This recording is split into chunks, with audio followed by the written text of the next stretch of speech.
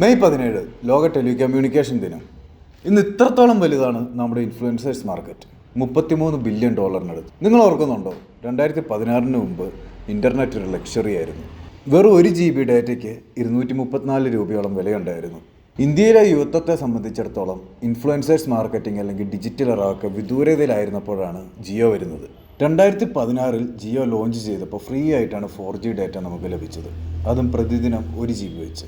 രാജ്യത്തുടനീളം ആളുകൾ ജിയോ സിം എടുക്കാൻ വരി നിൽക്കുകയായിരുന്നു. അഫോർഡബിൾ ഡാറ്റ മാത്രമല്ല, ഏറ്റവും വില കുറഞ്ഞ 4G ടച്ച് സ്ക്രീൻ ഫോണും പുറത്തിറക്കുന്നത് ജിയോ ആണ്. അതുവഴി ഇന്ത്യയിലെ ഏറ്റവും ഉൾപ്രദേശങ്ങളിലെ ഗ്രാമങ്ങളിൽ പോലും ഡിജിറ്റൽ കണക്ടിവിറ്റി എത്തിക്കാൻ സാധിച്ചു. അതിലും വർഷങ്ങൾ മുമ്പ് തന്നെ 4G നെറ്റ്വർക്ക് ഉണ്ടായിരുന്നെങ്കിലും അതെല്ലാം മെട്രോ സിറ്റികളിൽ മാത്രമേ ലഭിക്കുമായിരുന്നുള്ളൂ. ഇന്ത്യയിലെ 90% ആളുകളും എക്സ്പെൻസീവായ 2G 3G ഡാറ്റ പ്ലാനുകൾ ഉപയോഗിച്ചുകൊണ്ടിരിക്കുമ്പോഴാണ് ജിയോ വലിയൊരു മാറ്റം കൊണ്ടുവരുന്നത്. 2022 ജിയോ ലോകത്തിലെ ഏറ്റവും വേഗതയേറിയ 5G നെറ്റ്വർക്ക് ലോഞ്ച് ചെയ്തു. 3999 രൂപയുടെ വാർഷിക പ്ലാനിൽ അത് ഫ്രീ ആയി ഉൾപ്പെടുത്തുകയും ചെയ്തു. ജിയോ വന്നതുകൊണ്ട് ഇന്നെല്ലാവരും റീൽസ് ചെയ്യുന്നു, ലൈവ് പോകുന്നു, ഇൻഫ്ലുവൻസേഴ്സ് അവരുടെ കണ്ടന്റുകൾ ലോകത്തോട് ഷെയർ ചെയ്യുന്നു. ക്രിയേറ്റർമാർക്ക് ലോകമെമ്പാടുമുള്ള ഈ $1 ബില്യൺ ഇൻഫ്ലുവൻസർ മാർക്കറ്റിലേക്ക് പ്രവേശിക്കാനുള്ള വാതിൽ തുറന്നത് ജിയോ ആണ്.